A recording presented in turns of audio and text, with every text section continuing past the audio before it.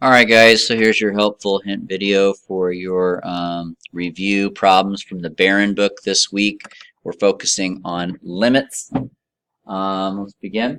So the first thing you would want to do on number 1 is just try direct substitution. If you plug in 2 to the top, you get 0. If you plug in 2 to the bottom, you get 4. That's a pretty simple answer. It's just B. So direct substitution is the way to go there.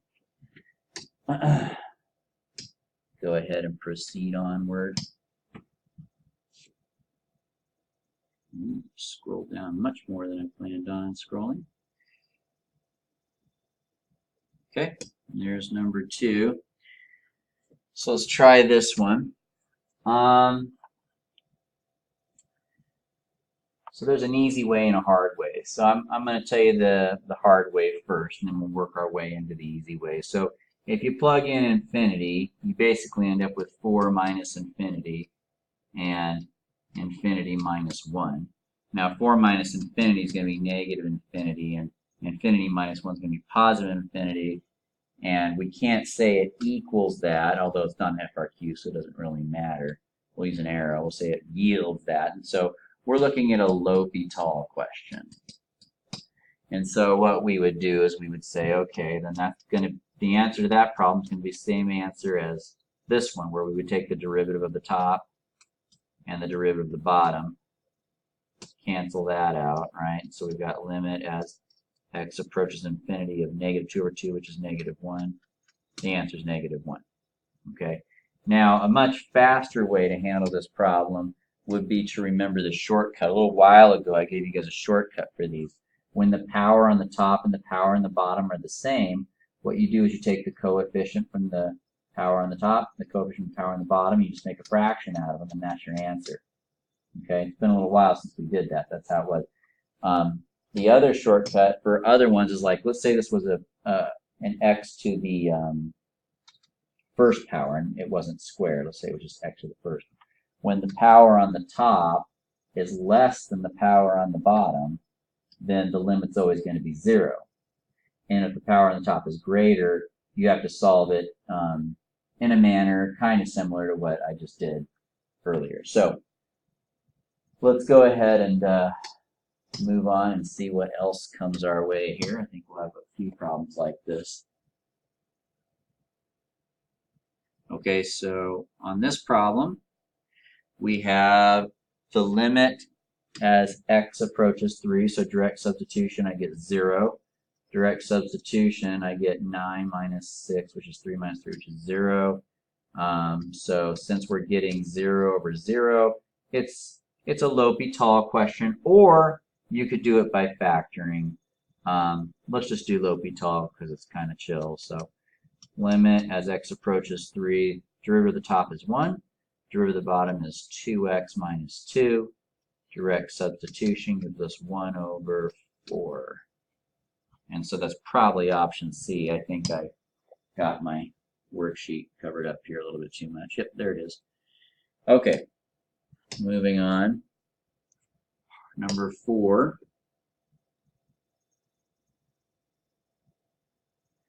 Okay, for this one, I mean, you could start with direct substitution, but my suggestion would be just to realize that x over x is just going to be 1.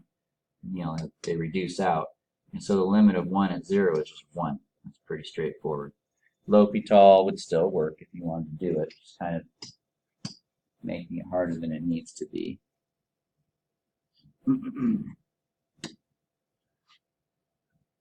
Okay, number 5.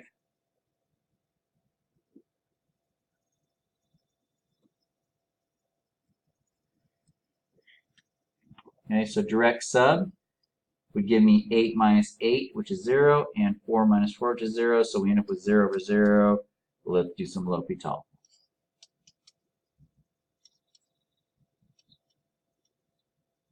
So the derivative of the top would be 3x squared. Derivative of the bottom would be 2x. And then we can pretty much reduce this before we go any further.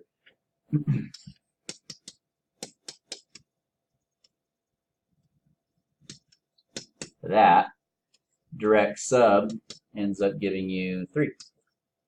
3 is the final answer on that one. I didn't show my multiple choice options there. Let's see if 3 is one of them. I hope it is. There it is. All right. Number 6. Now we're going to infinity again. When you go to infinity, we have an opportunity to use that shortcut I shared with you guys earlier. So once again, the biggest power up here is that, and the biggest power down here is that. And when you have that, if you're going to infinity, they match, the powers do. So you just take the coefficient on the top and put it with the coefficient on the bottom, and that would be the answer.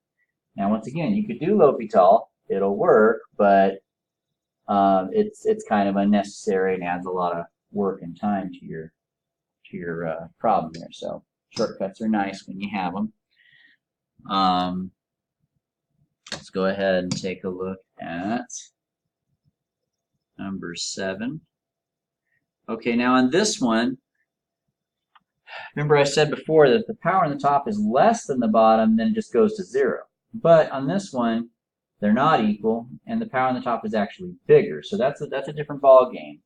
So here's the deal.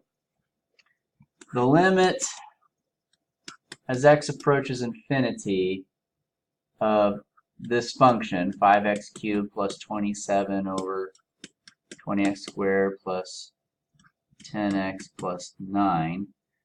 All we really need to do is realize that the first two terms are really what's going to determine what this limit is. So this limit is equal to the limit as x approaches infinity of just that first term on the top over that first term on the bottom, the two terms that have the biggest power, that is. And then we can just reduce that. So 5 goes into 24 times, and x squared goes into the top x times, and then we just do our direct sub. And so you end up with 1/4 times infinity, and that's just infinity. So the answer is positive infinity. Okay, so whenever the power on top is bigger, that's how you're going to approach it. You're just going to look at the term with the biggest power on the top, term with the biggest power on the bottom only, and then you're going to reduce those and then do some direct sub to figure out what kind of infinity it is, because it's either going to be positive infinity or negative infinity. All right, let's go ahead and take a look at number 8. Okay, so for this one, we're going to infinity again, and when you're going to infinity, if the power on the top is less than the power on the bottom, the answer is 0. Okay, that simple. Something you just want to put on a flashcard and memorize.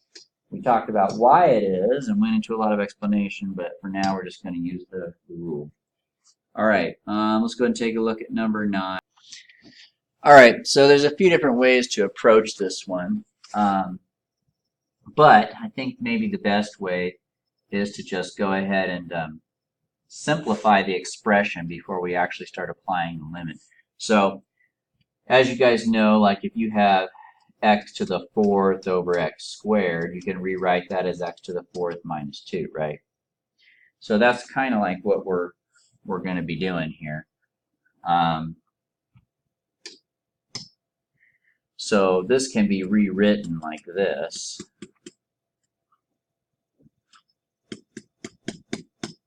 Okay, because I just moved that thing on up to the top like that, right? And that's should be rewritten then like this.